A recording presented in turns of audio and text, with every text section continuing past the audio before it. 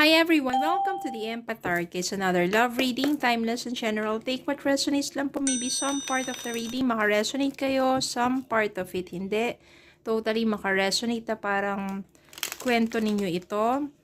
Or hindi naman kasi maraming mga energies, iba't ibang mga sitwasyon. So tignan po natin kung anong ating mababasa o mga mensahe para sa atin sa reading na ito. Sikapin ko po na magkaroon pa tayo ng mga live reading para at least mabigyan kayo ng mga free reading on spot. Tignan po natin by next month. Spirit guide, send me messages. Anong love connections ito, lessons in life and guidance ang nais yung ipabati sa amin.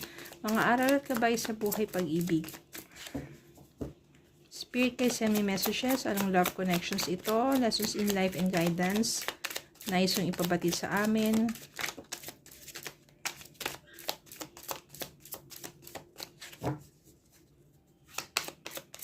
More messages to Spirit Guide.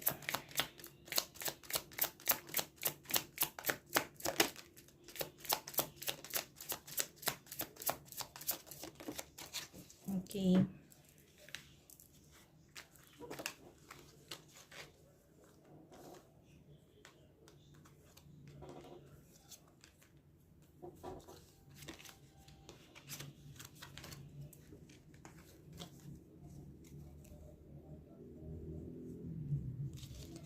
Yan. The Devil. The High Priestess. Seven of Swords. Queen of Pentacles. Temperance. Eight of Cups. Eight of Wands. The Stars. The Chariot, and Queen of Cups.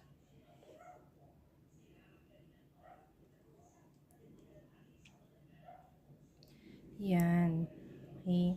Meron tayo ditong the Devil, Seven of Swords.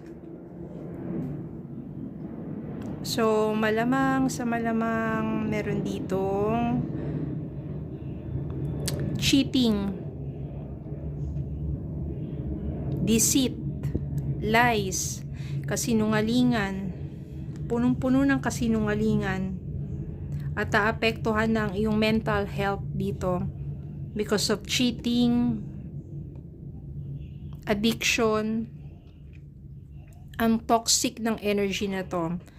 The Devil na Seven of Swords pa, very toxic. Yung person mo, ang dami niyang kasinungalingan, ang dami niya mga sinasabi sa'yo na pinapaikot-ikot ka lang niya pero puro kasinungalingan. Sa relasyon ninyo, hindi mo na alam kung ano pa yung totoo sa mga sinasabi niya. Dahil dito sa deceit, deceitful. Ang dami niyang nakuha sa'yo. Ikaw kasi may kaya ka eh. Kaya siguro, yung person mo, ginagamit lang ng pagkakataon, yung relasyon ninyong dalawa, in order for that person, maraming makuha sa'yo. Pagdating sa pera, at since mahal mo yung taong yon, maaring nabubulagan ka pa. Maaring nakikita na ng ibang tao, ng kaibigan, pamilya mo, pero magaling kasi siya mag-manipulate. Devil. Napakagaling niya mag-manipulate. Dumating din yung time, iniwan ka rin niya. Inabandon ka rin niya. Pagkatapos na niya makuha yung mga gusto niya, iniwan ka rin naman niya. Wala naman kasi siya talagang pagmamahal sa'yo. Ginamit ka lang niya para makuha niya yung mga gusto niya. Masakit talaga.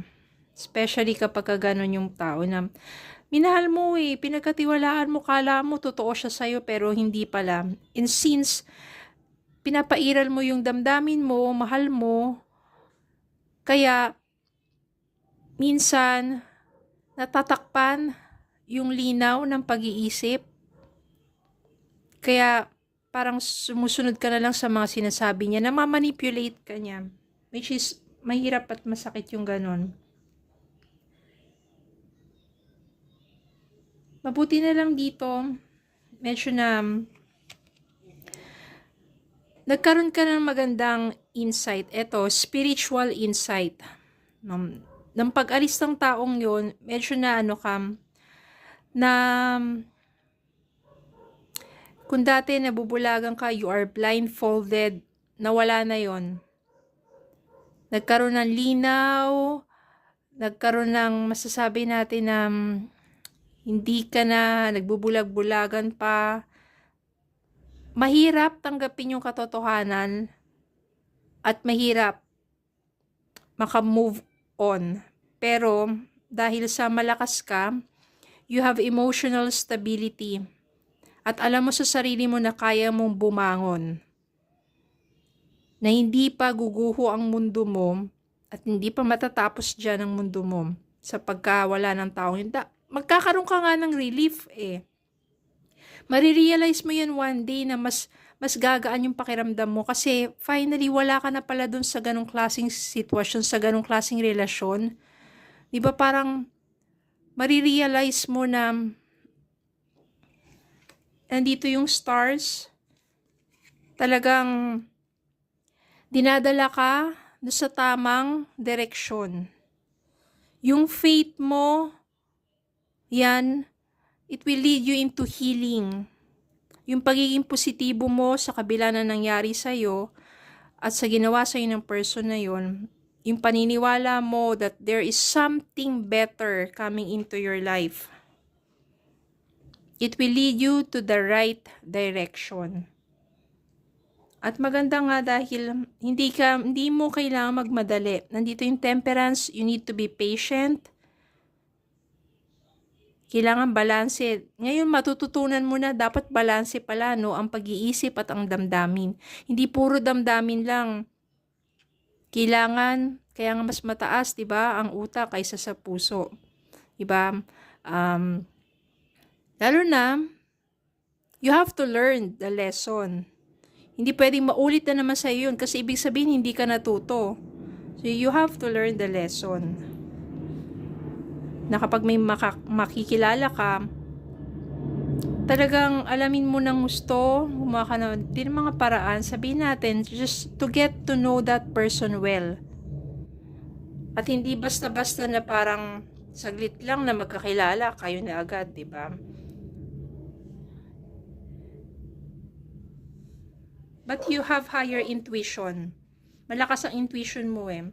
Kaya kung alam mo kung mabuting, kasi ito sa naranasan mo, matututo ka eh.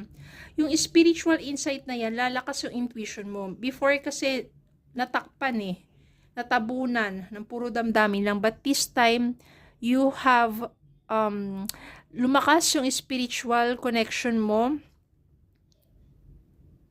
sa itaas, lumalakas yung intuition mo, hindi ka na basta-basta pa, sabihin natin, hindi ka na basta-basta pa maloloko muli. You have your gut feeling, yung instinct. Kaya minsan, pagkakita mo pa lang sa isang tao, parang may nasa-sense ka na something at sundin mo yun. Pag may nasa-sense ka na parang hindi to maganda, hindi mabuti, hindi maano yung energy niya, iba yung intention niya sa'yo, sundin mo yun. Bigyan mo ng chance na makilala siya, pero kapag iba talaga yung pakiramdam mo sa taong yon, huwag mo na ituloy pa. Especially kung hindi maganda talaga yung intention niya para sa'yo.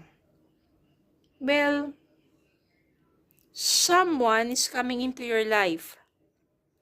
Great news. Sabihin natin dito, exciting. Because you will have a connection or communication with someone na sabihin natin na nandyan siya, mabilis ang progreso, yung movement na to, communication with someone na makikilala mo when you travel. No? Kasi you will explore a lot. Yun na rin yung paraan ng healing mo eh, yung mag-explore. So, magta-travel ka, At sa pag-travel mo na yan, meron kang mamimit someone along the road or makakasama mo. Mamahalin mo ang taong ito dahil mararamdaman mo yung kanyang, sabihin natin, yung mabuting intention at maaring siya yung makatuluyan mo. So, in the Chariot dito, maybe ito na yon, ito na yung victory, ito na yung success pagdating sa love life mo. That finally, someone truly with good intention, good person is coming into your life. Tignan po natin ang angel message para sa inyo. Remain positive. Huwag kayong mawalan ng pag-asa kahit gano'n ang nangyari sa inyo. Yes. Yes, for positivity. Yes, for a new person, for a good person. Within the next few weeks. Maybe when you start to travel, within the next few weeks, you will meet this new person into your life. Another love message para sa'yo. True love. This is the romance of a lifetime. True and lasting love is here for you. Ito na, yung bagong mamimit mo, siya na yung true love mo. Before kasi hindi true love yun eh. Deceitful love. But this time, siya na yung true love mo. Hindi lang true love, soulmate pa. Yes, this person is your soulmate. Your connection is sacred. Kaya yes, yan o, yes na yes sa person na ito. Soulmate na, true love pa. Diba? Kung kagano kasama yung nakaraan, na kung saan ginamit ka, minanipulate ka, buti na lang nagising ka no, ng pag-alis niya. Hindi mo na hinayaan magmukmuk ka pa ng matagal kasi na-realize mo na mas magaan na yung takbo ng buhay mo nang wala na sa'yo yung taong yun. Mas marirealize mo na mas lalo ka pang umuunlad, mas marirealize mo na mas magaan ang pakiramdam. Wala na yung mga bad or negative energies na yun. And when you travel, maybe you will find or you will, maybe not to find pero talagang uudyok ng tadhana na mag-meet kayong dalawa ng soulmate mo at ng true love mo. Remain positive. Nothing is impossible. Basta manatili ka mabuting tao. Don't take revenge. Hayaan mo na sa itaas.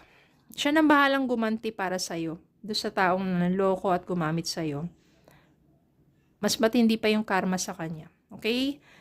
So, yun lang po. Maraming salamat po for watching. Please don't forget to like, share, comment, subscribe, follow me Facebook and YouTube. Have a good day po and God bless.